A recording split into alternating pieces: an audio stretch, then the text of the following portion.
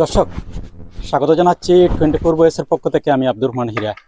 এই মুহূর্তে অবস্থান করছি আমরা ঐতিহ্যবাহী গোলাপগঞ্জ উপজেলার ফুলবাড়ি ইউনিয়নে এবং ফুলবাড়ি ইউনিয়নের উছাবাড়িতে আমরা অবস্থান করছি। আপনারা আমার স্ক্রিনে দেখছেন একটি গড়। এই গড়ের বয়স কয়েক শত বৎসর।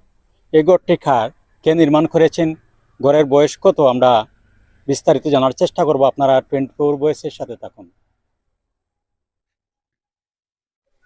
কালের বিবর্তনে এসব ঘরগুলো হারিয়ে যাচ্ছে সিলেট থেকে। আর এখনও যারা পূর্বপুরুষের স্মৃতি হিসাবে গড়গুলো সংরক্ষণে রেখেছেন, তার মধ্যে এই একটি গড়, অন্যতম একটি গড়, দৃষ্টিনন্দন গড়টি আমরা গোলাপগঞ্জ উপজেলার ফুলবাড়ি ইউনিয়নের উছাবাড়ি থেকে এই গড়টি আপনাদেরকে আমরা দেখাচ্ছি। দর্শক, গড়টি নির্মাণ করা হয়েছে চুন এবং সুরকি দিয়ে সম্পূর্ণ, এবং গড়টি যখন নির্মাণ করা হয় তখন ছিল ছনের চাল, অনেক পরে টিন লাগানো হয়েছে চালে। আর গড়ের বয়স 200 বছরের উপরে তো হবেই। আমরা গড়টি আপনাদেরকে দেখাচ্ছি।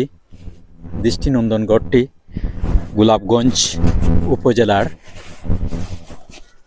ফুলবাড়ি ইউনিয়নে উচাবাড়িতে এই গড়ের অবস্থান। দৃষ্টিনন্দন গড়টি আপনাদেরকে আমরা দেখাচ্ছি। দর্শক, আমরা যেসব কথা বলছি, এই কথাগুলো আমাদের নয়।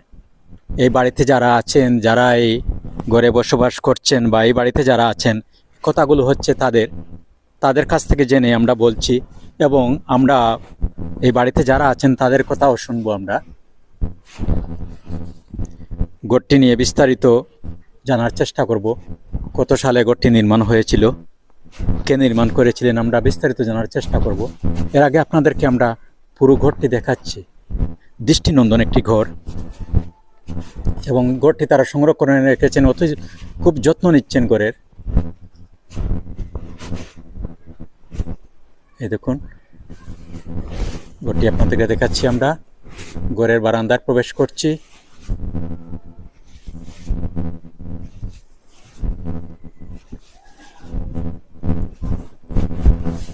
অসাধারণ। এই দেখুন বারান্দার কারুকাজ।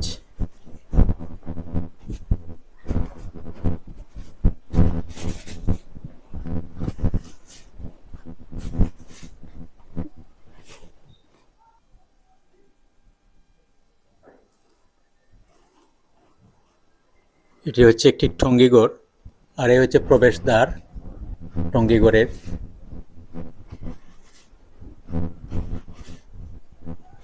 দৃষ্টিনন্দন গড়। কালের বিবর্তনে গড়গুলি হারিয়ে যাচ্ছে আস্তে আস্তে। এখনও যেসব গড় রয়েছে তার মধ্যে এই হচ্ছে অন্যতম একটি গড়। গোলাপগঞ্জ উপজেলার ফুলবাড়ি ইউনিয়নে উচ্চাবাড়িতে এই গড়ের অবস্থান। এই দেখুন পুরো গড়টি আপনাদেরকে আমরা দেখাচ্ছি।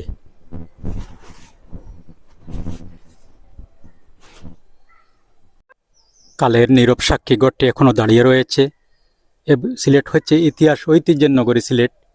আর আমরা অবস্থান করছি ঐতিহ্যবাহী গোলাপগঞ্জ উপজেলার ফুলবাড়ি ইউনিয়নের উছাবাড়িতে।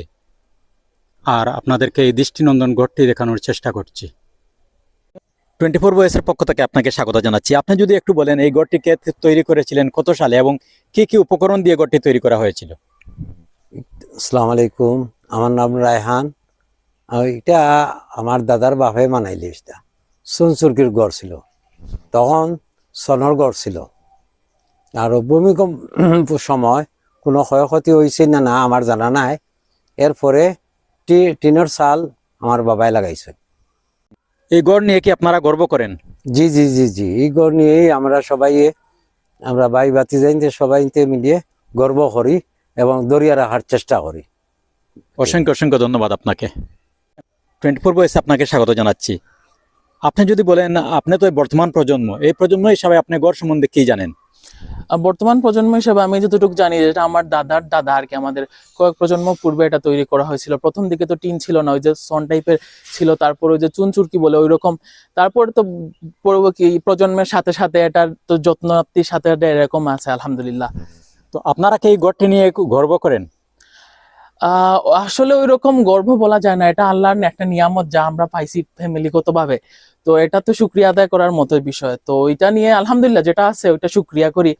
আর গর্বের বিষয় বলা যায়, তবে গর্ব করতে চাই না, কারণ এটা আল্লাহর বিশেষ একটা নিয়ামত যা আমরা উপভোগ করতেছি। আশা হচ্ছে আমরাও যত্ন করব, আমাদের ভবিষ্যৎ প্রজন্ম যাতে এটা যত্ন করে রাখতে পারে। মানে আপনারা রাখবেন এটা সংরক্ষণে সবসময়? হ্যাঁ, এটা আমাদের ইচ্ছা। যেমন আমার পূর্বে আমার আব্বু চাচারা যখন ছিল, ওনারাও ঠিক মতো যত্ন করতেছে, ওনারা এখনো যত্ন করতেছে। যদিও আমাদের প্রজন্ম চলে আসছে, কিন্তু ওনারা এখনো যত্ন করতেছে। ইনশাল্লাহ ইন ফিউচার আমরা আমাদের সময় আমরাও চেষ্টা করব। এ গড়ের বয়স কত হতে পারে? আনুমানিক 200+ হবে, পরে বা একটু বেশিও হতে পারে। অসংখ্য অসংখ্য ধন্যবাদ আপনাকে। দর্শক, আমাদের প্রতিবেদনটি শেষ করছি। সবাই ভালো থাকুন, সুস্থ থাকুন, নিরাপদে থাকুন। আল্লাহ হাফেজ। এবং আপনাদের আশেপাশে যে কোনো ধরনের পুরনো স্থাপনা থেকে থাকলে আপনারা কমেন্টের মাধ্যমে জানালে সেসব স্থাপনা আবারও আপনাদের মাঝে উপস্থাপন করব।